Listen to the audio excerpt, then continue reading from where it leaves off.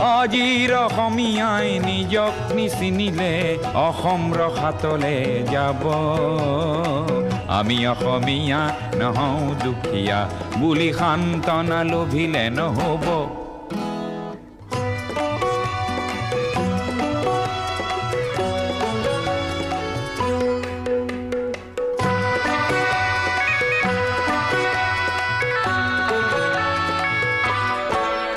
নানা জাতি উপজাতি ৰহনীয়া কৃষ্টি আকোৱালি লৈ হৈছিল সৃষ্টি এই মোৰ অসম দেশ।